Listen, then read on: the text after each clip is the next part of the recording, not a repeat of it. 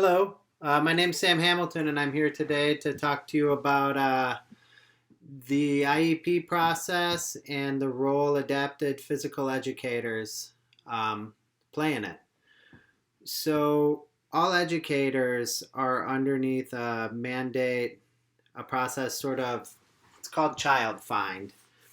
And it includes the procedures for locating, referring, and evaluating children, students, young adults for special education services. And adapted physical education falls underneath all of the legal framework and the mandates of special education. Um, with APE in particular, before a student is referred for special education services, adaptations, accommodations, and modifications within their general education PE classes should be made and tried before official referral to APE or special education. Um, Once that referral does happen, though, there is a time sensitive process that comes into play. An assessment plan is delivered to the parents by the district, by the special education teacher themselves. And the reason for the assessment plan is to gather data to determine um, needs, present levels of performance, and where the student is at. And the specific timeline that then goes into play. Families have 15 days after receiving the assessment plan in which to decide if they want to continue with it and sign it. And after that signature is received, there needs to be an IEP meeting within 60 days of that parental consent given. And these IEP meetings need to occur regularly, not less than annually. Um, so, this assessment plan, the APE process, procedures, all of that, it's the same as the IEP process. And assessment needs to happen in all areas related to the suspected disability um, in order to determine education or eligibility for services. And I say suspected disability because it can't be predetermined before that assessment data is in the IEP meeting has been held with a team. It can't be predetermined that the student is in need of these services. The individuals, the family, and student have rights within this process. And in essence, they're called the procedural safeguards. And they're integral members of the individual education plan team. And no decisions are made or implemented regarding their child's education under the purview of special education without their input. And they have means to legal recourse too if they're unhappy with the results of the process. The responsibilities of the school are,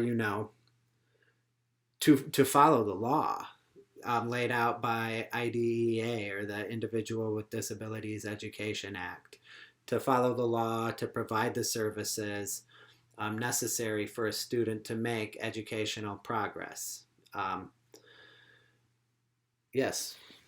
And the IEP will be reviewed at least, as I mentioned before, annually, triennially, or every 3 years. And it is on those triennials where sometimes more assessment is needed to, you know, lots of things can happen, but the idea is to not over assess. If it's not needed, then it can actually be detrimental to a child's educational progress, whether in PE or general education curriculum, to be over assessed.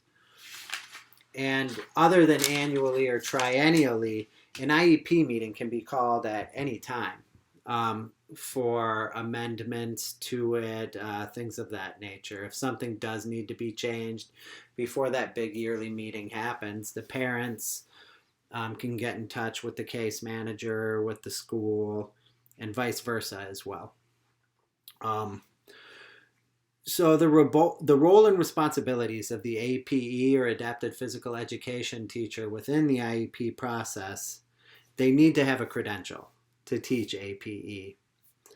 Um, they are responsible for assessing and identifying a student's needs within, physical education, and you, at an initial IEP meeting, the APE instructor would present sort of a motor profile of the student.